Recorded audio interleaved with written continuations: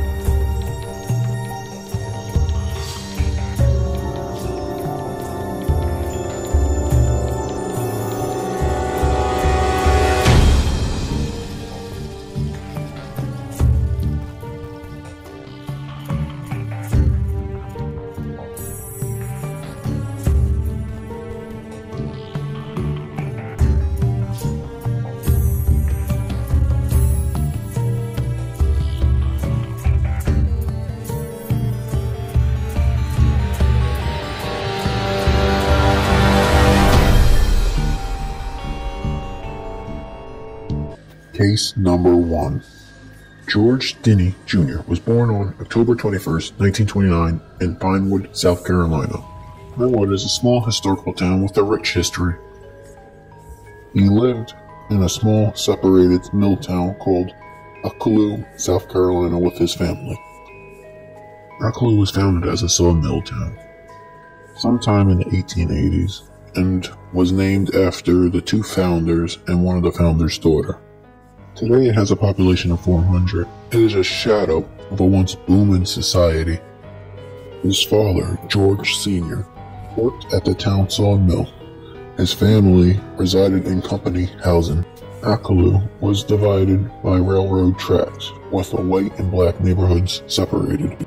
The family faced significant hardships and racism. His father was fired, and the family was forced to leave South Carolina after Joe was accused of the murder. March 23, 1944. The bodies of 11-year-old Betty June Benicker and 7-year-old Mary Emma Thames were found in Arcene, South Carolina. They were found beaten with a blunt instrument, likely a piece of metal or a railroad spike. George was accused and quickly arrested for the murders. He was quickly interrogated without his parents or attorney present. April 1944. George was tried and convicted in a trial that lasted less than 3 hours, with an all-white jury of 12 white men that deliberated for only 10 minutes before finding him guilty. George was appointed a court attorney who went by the name Charles Plowden, who had very little experience, and he did not call any witnesses or present any evidence to defend George. The prosecution relied on his supposed confession that he made without his parents or attorney present. He was immediately sentenced to death by electric chair. June 16, 1944. He becomes the youngest person in modern U.S. history to be executed. Due to his small size, he had to sit on a Bible and a phone book. He was only 5'1" and 95 pounds. The case was intense. The community in South Carolina was hungry for justice and retribution. The trial was marked by rush judgment by racial segregation. Outside that courthouse, a group of 1,500 people stood outside with racial tensions at an all-time high.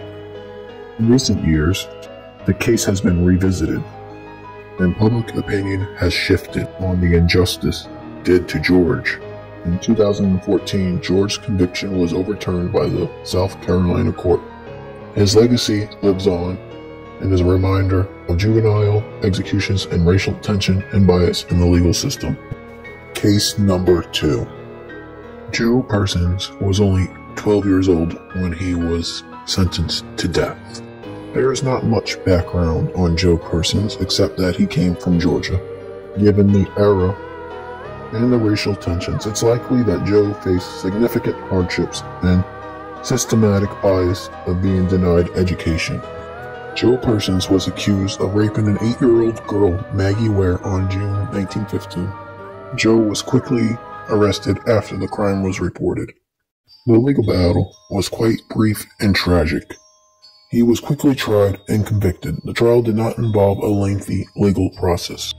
Joe Persons was sentenced to death on June of 1915. The judge who passed it was H.M. Fletcher.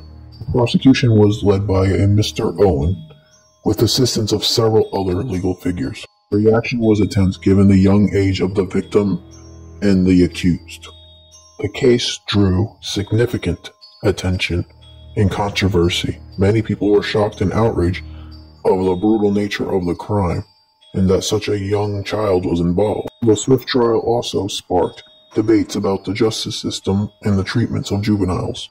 The case highlighted the harsh realities and injustice of the early 20th century, especially for African American families, and also raised a lot of questions about the fairness of the legal system and the use of the death penalty on juveniles. Joe Persons was executed by hanging on September 24, 1915, in Georgia. The execution took place in public, which was very common at that time. Case 3. Fortune Ferguson was a young African-American boy who lived in Florida in the early 20th century, born in 1914. Given the time, he and his family more than likely faced hardships and discrimination. Fortune was accused of raping a white woman, Lizzie Harrell, in Florida in 1927 at the age of 13. There is no evidence that she herself accused him of this crime. The case was built on circumstantial evidence and testimonies of other individuals, rather than direct evidence or her accusation. Ferguson was appointed by a court-appointed counsel, but the defense was minimal, and no motion for a new trial was made. The trial only lasted a short period, and the jury deliberated for a brief time before returning with a guilty verdict. Fortune Ferguson was sentenced to death by electrocution. There was no bill of exceptions filed. The reaction to the Fortune case was deeply divided. Given the racial prejudice of the time, the community in Florida was eager for swift justice. The trial and execution drew attention and controversy, highlighted by the injustice faced by the African American youth during the Jim Crow era.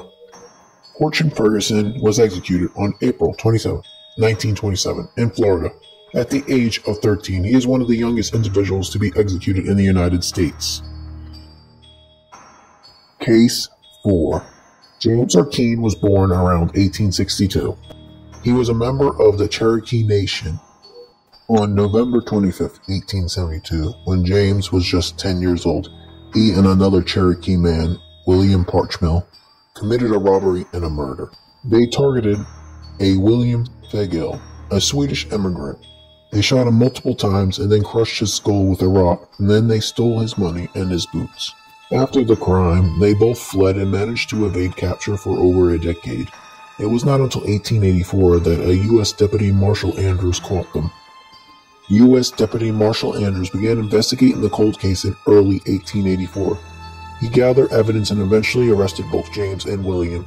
Williams confessed to the crime, and James was tried and convicted of robbery and murder at Fort Smith.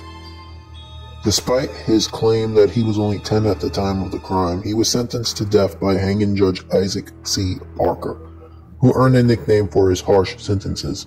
William was also sentenced to death. The reaction would have been mixed.